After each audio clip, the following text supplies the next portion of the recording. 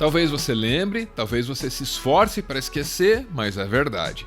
Antes de ser presidente, Bolsonaro era uma atração recorrente num programa chamado CQC, exibido pela televisão Bandeirantes. O CQC não foi qualquer programa de TV. Ao transformar humoristas em repórteres, isso aqui radicalizou a espetacularização da política. Dessa forma, os parlamentares que rendiam os maiores, os melhores, os mais interessantes espetáculos acabavam ganhando mais espaço. Bolsonaro reinou absoluto na Band. E também em outras mídias, porque o CQC pautava muita gente. E o senhor foi capa de tudo que é jornal aí, graças ao CQC. Eu tenho o direito de falar, né? Eu tenho imunidade para isso, não é? Para defender o que bem entender. Se chama de maluco é outra história. Agora não me chamo aqui de homossexual, de racista, nem de ladrão.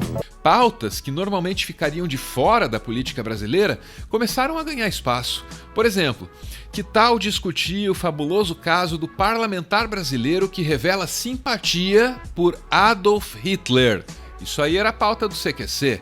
E era a pauta do CQC porque o programa tinha Bolsonaro. Tem que entender o que aconteceu naquela época e seu plano de dominar o mundo e de impor a sua raça. Os vencedores em batalhas impõem as suas vontades. E o Hitler queria impor a sua vontade. Lógico, hoje em dia não admitiria. Naquela época era outra história. Tanto é que um homem apenas queria aquilo e todos aderiram, quase todos aderiram na Alemanha. Essa entrevista não é uma superfície muito fácil de passar pano, principalmente a partir do momento em que Bolsonaro responde o que há de admirável em Hitler. Mas há algo de admirável no Hitler, professor. Profissionalmente, ele foi um grande estrategista. Quando você tem um general aqui no Brasil, em qualquer exército do mundo, aquele general tem que estar pronto para aniquilar outro país, destruir outro país. Em 2018, esse vídeo ressurgiu durante a campanha eleitoral. Usaram isso aqui para dizer que Bolsonaro teria se alistado nas fileiras nazistas se ele pudesse. Era mentira, mas a verdade, e você viu aí, é que ele relativiza o horror do nazismo. Para aniquilar outro país, destruir outro país, para defender o seu povo. Não o general. O genocídio foi outra história, tá certo? O genocídio é outra história. Apesar disso, ou talvez em função disso, o Brasil elege esse cara presidente.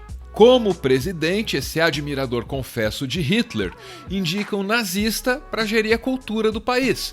Aí o nazista viaja para a Europa e faz um discurso nazista por lá. Ele fala da pureza da arte, ele fala do nacionalismo, ele fala da guerra cultural. Horrible ideology gave rise to a horrible cultural war in Brazil.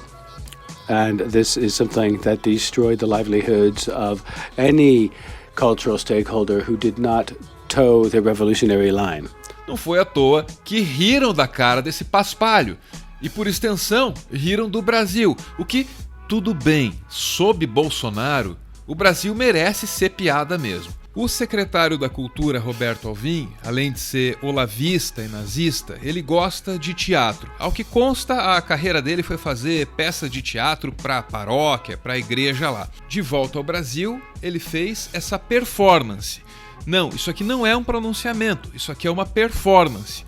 Tudo aqui foi cuidadosamente calculado para lembrar um discurso de Joseph Goebbels.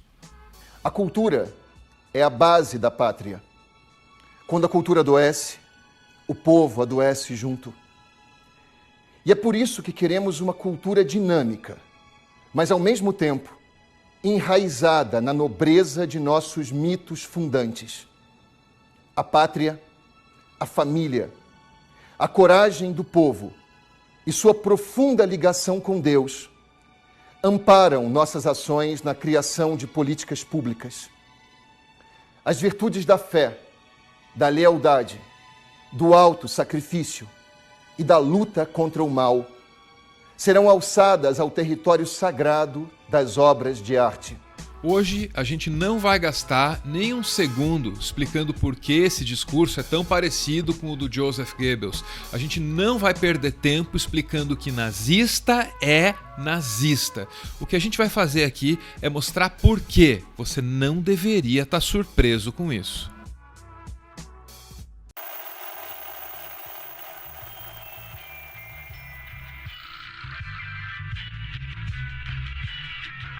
Bolsonaro é a expressão política das milícias do Rio de Janeiro. Sobram indícios disso e a maioria desses indícios vem do condomínio Vivendas da Barra. É de lá que saem os ex-policiais decididos a matar inclusive agentes públicos que se colocam no caminho das milícias. Também é no Vivendas da Barra que são encontradas as armas que eles usam. A milícia tem músculo, mas não tem cérebro. Desmiolada, a milícia julga ter encontrado a sua doutrina, sua substância intelectual na obra de Olavo de Carvalho. Essa obra é, por qualquer parâmetro, fascista. Olavo se inspira, entre outros autores, em Júlio Evola, que pode ser toscamente descrito como o Olavo do Mussolini. A obra de Olavo é abertamente autoritária e racista. Nos escritos de Olavo, viceja um pastiche dos mesmos elementos que fizeram vingar, no início do século XX, os fascismos europeus. É na obra de Olavo que leremos as hediondas palavras que seguem. Ele escreve: a história inteira do samba não vale 3 compassos de Bach. A verdade é que a contribuição cultural das religiões africanas ao mundo é perfeitamente dispensável. Tão dispensável que mais da metade dos negros que há no mundo vive perfeitamente bem sem ela. De onde ele tirou essa estatística, ninguém sabe e ele também não diz. Isso que você acabou de ouvir aí tem nome, se chama racismo. E racismo é fundamental numa doutrina social que se sustenta na visão de que a cor de pele faz uma pessoa ser melhor do que a outra. Não por acaso, o mesmo autor sustenta que a contribuição do negro ao Brasil foi dada meramente através do trabalho braçal. Ao contrário do nazismo, o olavismo é uma doutrina que o governo assume como sua, porque afinal de contas foi o Olavo quem indicou o Alvim para cuidar da cultura. O olavismo é sim racista, trata-se de uma doutrina abjeta, mas que não é burra. Essa mesma doutrina fala o tempo inteiro numa tal moral judaico-cristã. Note que o judaico, de judaico-cristã, serve para fingir alguma distância do nazismo. Assim, essa doutrina se protege de acusações como essa, que ela sofre agora. Também é assim que o olavismo nos proporciona momentos como esse da campanha de 2018. Aqui a gente tem um presidente fazendo um discurso abertamente racista com a bandeira de Israel no fundo. Porque a regra no olavismo é essa: pode ser racista, deve ser racista, só não pode ser antissemita, porque aí não dá mais para fingir distância do nazismo. Tá faltando quilombolas, é outra brincadeira. Eu fui num quilombola em Eldorado Paulista. Olha, o afrodescendente mais leve lá pesava 7 arrobas. A conclusão aqui é tão simples quanto triste. Se Alvim fosse discreto, ele ainda estava no cargo.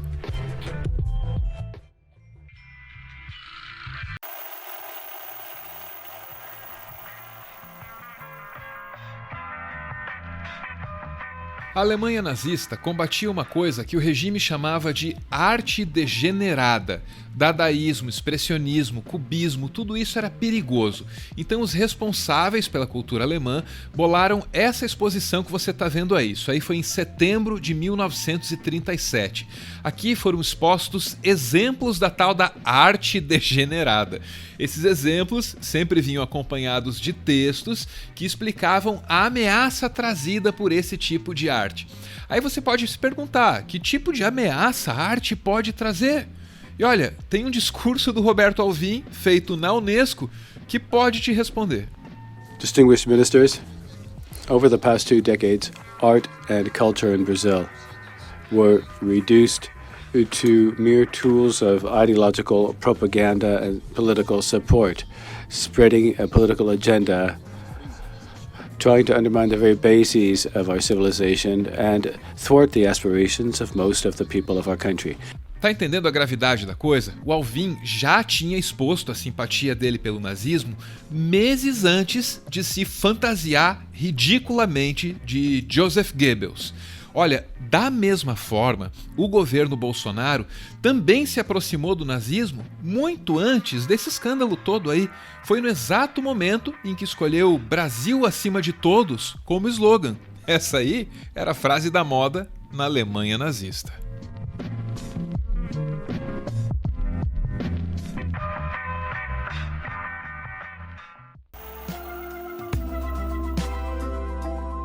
Dia desses, a gente lançou esse livro aqui, Tudo o que você precisou desaprender para virar um idiota. I understood that reference. Esse livro compila, desmente e explica de onde saíram as teorias conspiratórias que hoje definem os rumos das políticas públicas do Brasil. Uma breve olhada no índice pode te ajudar a compreender melhor do que se trata. Tem um capítulo para explicar que essa conversa aí de marxismo cultural nasceu justamente na Alemanha nazista. Tem um outro para explicar que vacinas são seguras. E assim por diante até chegar nas conspirações envolvendo o educador Paulo Freire. O nosso livro está disponível em várias livrarias. Se você se interessou, tem os links para compra aí na descrição do vídeo. Você pode dar uma olhada, mas só se você quiser.